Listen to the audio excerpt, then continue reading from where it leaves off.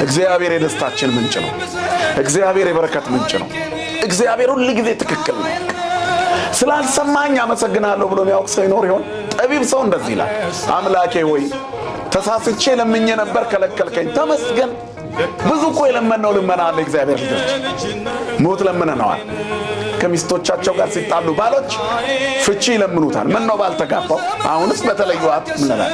ምን ነው ይህን ሰውዬ በተለየሁት፣ የሚቀጥለው ቀን የሞትሽ ዋዜማ ቀን ሲደግፍሽ ድንገት የሞት ፍርሃት መጥቶብሽ እያለ ብርታት ሲሆንሽ የጸለይሽው ጸሎት ትዝ ብሎሽ ከሆነ አምላኬ ሆይ እንኳን አልሰማኝ ማለት አለብሽ። በሕይወታችን ብዙ ጊዜ የተሳሳቱ ጸሎቶች ጸልየናል።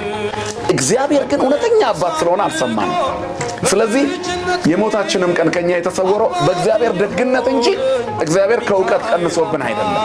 እና ሰው በምድር ላይ የሚያውቀው ሊያውቅ የሚገባውን ብቻ ነው። ሊያውቅ የሚገባው ደግሞ የሚጠቅመውን ብቻ ነው። እግዚአብሔር የሚሰጠን የሚበጀንን፣ የሚከለክለን የማይጠቅመንን ነው። እና ጸሎታችን በራሱ ይጣራል። ከተጣራ በኋላ ነው ከዛ የሚስተካከለው። በአንድ ወቅት አንድ ሰው የማርቆስ ወንጌል ምዕራፍ 9 ላይ ልጁን በጨረቃ ጋኔን እየመጣ የሚያስቸግረው ሰው ወንጌሉ ላይ እዚያ ተጽፏል። ጌታችንን እርዳኝ ብሎት ነበር። ሲናገር ወደ ደቀ መዛሙርቱ አመጣዋቸው። ደቀ መዛሙርቱ ሊፈውሱት አልተቻላቸውም አሉ። ከዚያ በኋላ ጌታ በደቀ መዛሙርቱ አዘነ፣ ተቆጣ፣ ገሰጻቸው። የእምነታቸው ማነስ ስለነበር። ቀጥሎ ያለው ታሪክ ነው በጣም አስተማሪ። ልጁን ወደ እኔ አምጡልኝ አለ ጌታ። ወደ ጌታ ዘንድ ልጁ ሲመጣ ጋኔኑ የዋሰ ተፈራገጠ።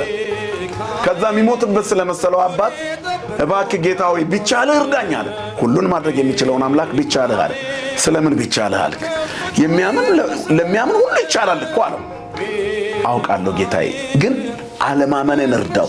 የታረመ ጸሎት እዛ ጋር መሳሳቱን አመነ።